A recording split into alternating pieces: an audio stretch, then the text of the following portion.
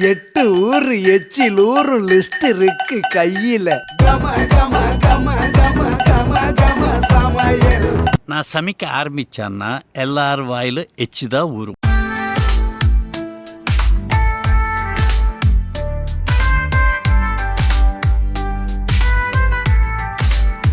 Hi, இப்போ நம்ம வந்து எக்லெஸ் கேக் பண்ணுறது பார்க்கலாமா? அதுவும் கோதுமை மாவு வச்சு. நம்ம மைதா எல்லாம் யூஸ் பண்ணுறதே கிடையாது. நல்ல ஹெல்த்தியாக கோதுமை மாவு நாட்டு சக்கரை வச்சு குழந்தைகளுக்கு எந்த கெடுதலும் இல்லாமல் சூப்பராக பண்ண போகிறோம். எப்படி பண்ணுறதுன்னு என் கூட வந்து நீங்களும் பார்க்குறீங்களா? வாங்க. இப்போ நான் இந்த மெஷர்மெண்ட் கப்பு தான் காட்டுறேன். இந்த கப்புக்கு 1 கப்பு கோதுமை மாவு எடுத்துக்கிறேன். ஃபர்ஸ்ட் அதை எடுத்து நம்ம ஜலிச்சுக்கலாம். சரியா? 1 ஸ்பூன் அளவுக்கு பேக்கிங் பவுடர் போடுறோம். 1/4 ஸ்பூன் அளவுக்கு பேக்கிங் சோடா. இப்போ நம்ம இதை ஜலிச்சிடலாமா? ஏன்னா கட்டி இல்லாத அளவுக்கு ஜலிக்கணும். நம்ம மைதா போட்டு பண்ணுறதை விட இந்த மாதிரி நாட்டு சக்கரை போட்டு ஒரு வாட்டி நீங்கள் செஞ்சு முட்டை எதுவும் போடாமல் எக்லெஸ் கேக்கு செஞ்சு பாருங்கள். ரொம்ப சாஃப்டாகவும் சூப்பராகவும் இருக்கும். பிள்ளைகளுக்கு கடையிலலாம் எதுவும் வாங்கி கொடுக்காம அதுவும் நம்ம வீட்டில் செஞ்சு கொடுக்கும்போது இன்னும் ரொம்ப சந்தோஷமாக இருக்கும். பாருங்கள், கட்டிக்கிட்டு இருந்தாலும் கட்டி வந்து பார்த்தீங்களா? இப்போ இதை நல்லா இப்படி கலக்கி விட்டுக்கலாம். இது இப்படி இருக்கட்டு.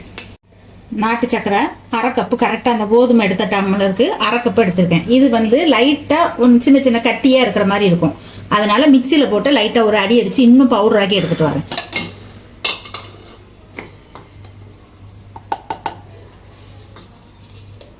இப்போ பாருங்கள், நல்லா இப்போ அடித்தோன்னா நல்லா தூளாக இருக்கிற மாதிரி இருக்குல்ல.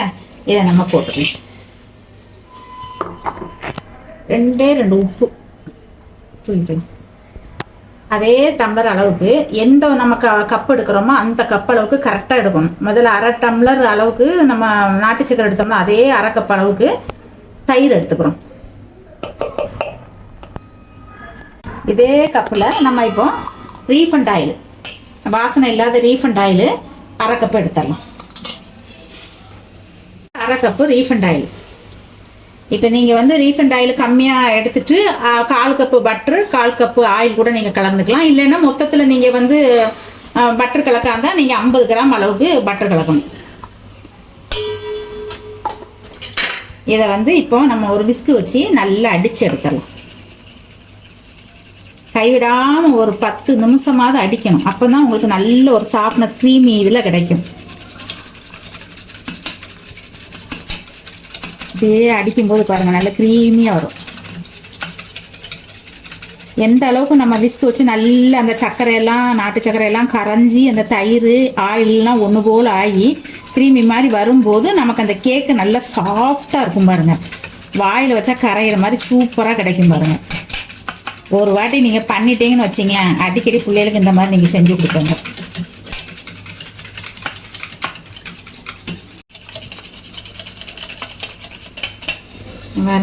நல்லா கரைஞ்சிடுச்சு.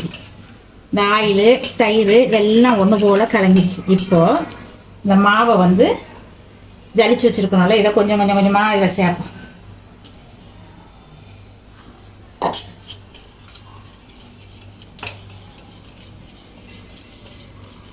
ரொம்ப கலக்கக்கூடாது. நம்ம இதுக்கு அடித்தது மாதிரிலாம் அடிக்கக்கூடாது. லைட்டாக அப்படியே அதுக்கு வலிக்காத அளவுக்கு நம்ம பண்ணணும். ஒரே பொசிஷனில்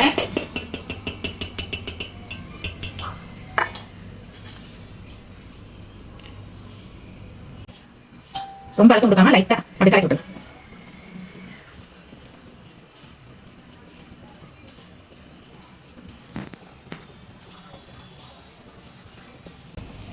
இந்த அளவுக்கு கட்டியாக இருக்குது பார்த்தீங்களா? இதில் இன்னும் கொஞ்சம் பால் சேர்த்துக்கலாம்.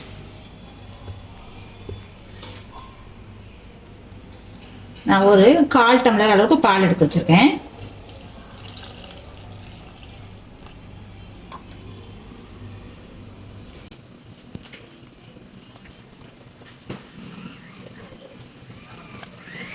வெண்ணிலா எசன்ஸ் வந்து கொஞ்சம் ஊற்றுறேன்.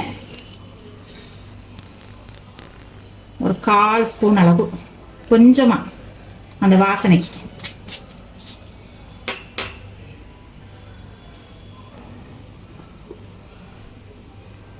அவ்வளோதான், பேட்டர் ரெடி ஆயிடுச்சு. அது அப்படியே இருக்கட்டு. பேட்டர் ரெடி ஆயிடுச்சு பார்த்தீங்களா? இப்போ நம்ம வந்து இந்த மாதிரி ஒரு கடாய் எடுத்திருக்கேன். இதை வந்து ஒரு 5 நிமிஷம் கொஞ்சம் ஹீட் பண்ணிக்கலாம். ஸ்டவ் ஆன் பண்ணி ஃபர்ஸ்ட் வந்து நீங்கள் ஹைலே வச்சுருங்க. ஒரு 2 நிமிஷத்துக்கு ஹையில் இருக்கட்டும். இந்த மாதிரி ஒரு சின்னதாக ஒரு ஸ்டாண்ட் அதுக்குள்ளே வைக்கிறேன். இப்போ இந்த கேக்கு பேட்டரை இந்த மாதிரி ஒரு ட்ரேயில் வந்து நம்ம ஊற்றி இதில் வைக்க போகிறோம். இதில் வந்து லைட்டாக கொஞ்சம் ஆயில் தடவிட்டு, ஆயிலோ அல்லது நெய்யோ லைட்டாக தடவிட்டு அதை வந்து நம்ம அதில் லைட்டாக கொஞ்சம் மாவு போட்டு தட்டி வச்சாதான் அது வந்து நமக்கு உள்ள அடி பிடிக்காமல் இருக்கும். அதை ரெடி பண்ணிடலாமா? இப்போ ஸ்டவ்வை மீடியத்தில் வைப்போம். மீடியத்தில் வச்சு இப்படி மூடி போட்டு ஒரு 2 நிமிஷம் நிற்கட்டும். அதுக்கெல்லாம் நம்ம இந்த பேனில் உள்ளதை நம்ம ரெடி பண்ணிடுவோம். கொஞ்சமாக நெய் ஊற்றிக்கலாம். சூப்பராக வரும் பாருங்க. அழகாக நல்லா பஞ்சு போல இருக்கும். எனக்கு சொன்ன கேக் பண்ணணுமா, டக்குனு இந்த மாதிரி ரெடி பண்ணிடலாம். மைதால தேவையில்லை, உடலுக்கு எதுக்கு எடுத்தாலும் அதை வந்து நம்ம அவாய்ட் பண்ணி சாப்பிடாத பழக்கணும். அப்போ இதை நல்லா பண்ணிட்டு இதில் கொஞ்சமாக மாவு தட்டி இதில் கொஞ்சம் மாவு போடுறோம் பாருங்க. கொஞ்சம் கோதுமை மாவு இதில் தட்டிட்டு அப்படியே தட்டி எடுத்துக்கலாம். எல்லா இடம் படுற மாதிரி தட்டி எடுத்துக்கலாம். அப்போ நமக்கு இந்த கேக் வந்து இதில் ஒட்டாமல் அடி பிடிக்காத அளவுக்கு நல்லா வரும். இது பாருங்க, எல்லா இடத்துலையும் இதாகிடுச்சு பார்த்தீங்களா? இப்போ நம்ம ரெடி பண்ணியிருக்க பேட்டர் பாருங்க, இந்த அளவுக்கு திக்காக இருக்குது பாருங்க. இந்த அளவுக்கு தான் இருக்கணும். இப்படி எடுத்து கொட்டும்போது இப்படி மடிஞ்சு விழணும், இந்த மாதிரி இருக்கணும். இதை வந்து நம்ம இப்போ இதில் கொட்டுவோம்.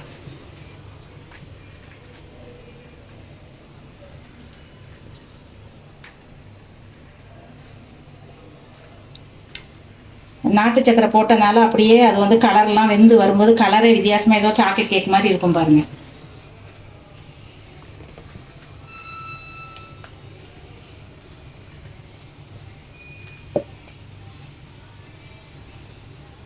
ஒரு தட்டை தட்டிட்டு நான் வந்து கொஞ்சம் பேரிச்சம்பழம், ஒரு 3 பேரிச்சம்பழத்தை சின்ன சின்னதாக கட் பண்ணி வச்சுருக்கேன். கொஞ்சம் முந்திரியும். இது வந்து பிளெயினாக பண்ணதுக்கு ஒரு மாதிரி இருக்குது, அதனால் இது மேலே லைட்டாக அப்படியே தூவி விட்டுக்கிறேன். ஆனால் பசங்க சாப்பிடும்போது அந்த பேரிச்சம்பழம் அதுகளுக்கு கொஞ்சம் அது கடிச்சு சாப்பிடும்போது கொஞ்சம் ஹெல்த்தாக இருக்கிற மாதிரி இருக்கும் பார்த்தீங்களா? கோதுமை மாவு அதோட வாசம் எதுவுமே இல்லாத அளவுக்கு நல்லா இருக்கும். வச்சுட்டு ஒரு சின்ன குச்சி மாதிரி ஒன்று வச்சு இப்படி சுற்றி விடுவோம். அந்த ஏர் பபிள்ஸ் எதுவும் இருந்ததுன்னா சரியாயிடும்.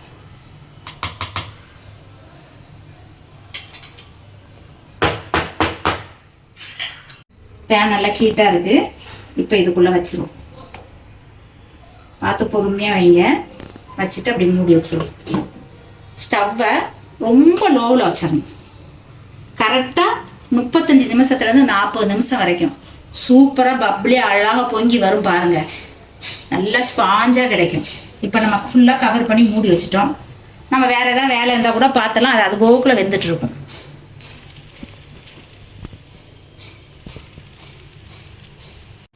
பாருங்க, நம்ம இப்போ இதை வச்சு ஒரு 10 நிமிஷம் தான் ஆயிருக்குது. 10 நிமிஷத்துக்குள்ளே இவ்வளோ பொங்கி வந்திருக்கு பார்த்தீங்களா? இன்னும் ஒரு 15 நிமிஷம் போகும்போது நல்லா பொங்கி வரும். நம்ம ஒரு 30 நிமிஷம் ஆனோன்னா ஒரு கத்தியோ அல்லது ஒரு சின்ன குச்சியோ அதில் விட்டு குத்தி பார்ப்போம். அது ஒட்டாமல் வந்துச்சுன்னு வச்சிங்களேன், வெந்துருச்சுன்னு அர்த்தம். எப்படி இது கோதுமை மாவு பார்த்தீங்களா? கரெக்டாக நின்று வேகணும்னா 35 நிமிஷம் ஆகும். இதுவே நீங்கள் ஓவனில் வைக்காந்தா கரெக்டாக வந்து ஒரு 5 நிமிஷத்தில் அதை வேக வச்சு எடுத்துடலாம். செகண்ட் கணக்கு போட்டு எடுத்துருவேன். அது இன்னொரு நாள் நான் உங்களுக்கு ஒரு வீடியோ போட்டு சொல்லித்தரேன் பாருங்கள்.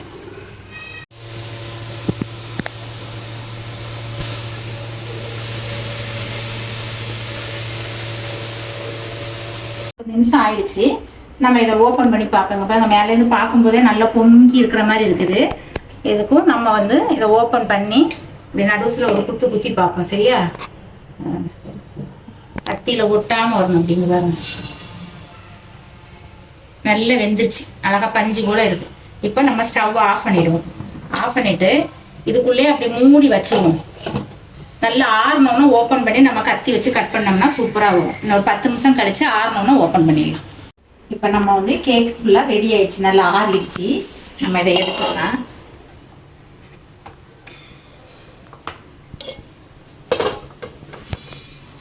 இப்போ இந்த சைடில் நம்ம நாட்டு சக்கரை போட்டிருக்கனால அது கொஞ்சம் நல்ல ப்ரௌன் கலரில் இருக்கும் பாருங்கள். கத்தி வச்சு லைட்டாக அப்படி கத்திட்டு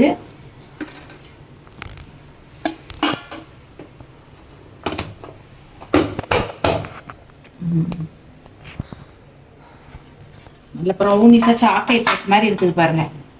இதே பையன் வேண்டாம், தக தக தகன்னு இருக்குது, நல்ல பஞ்சு போல இருக்கு பாருங்க. பாருங்க அவ்வளோ சாஃப்டா இருக்குது பாருங்க.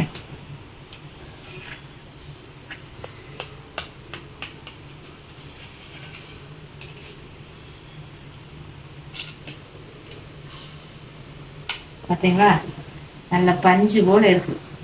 நம்ம நாட்டு சக்கரை போட்டதுனால இங்க பாருங்க இதெல்லாம் ப்ரௌனிஷா அழகா இருக்குது பாருங்க. அப்படி சாக்லேட் கேக் மாதிரி சூப்பர் டேஸ்டா இருக்கும், நல்ல அழகா இருக்கும், நல்ல ஹெல்த் வேற. இதுல நம்ம வேற எந்த ஒரு கெமிக்கலும் நமக்கு கிடையாது பார்த்தீங்களா. மைதாலாம் சேர்க்காம நம்ம வந்து கோதுமை மாவுலே நம்ம சூப்பரா செஞ்சிருக்கோம் பாருங்க. இதே மாதிரி நீங்களும் ஈஸியா வீட்டில் பிள்ளைகள் வீட்டில எல்லாம் இருக்கிறதுனால செஞ்சு கொடுத்து ட்ரை பண்ணுங்க. ஓகேவா?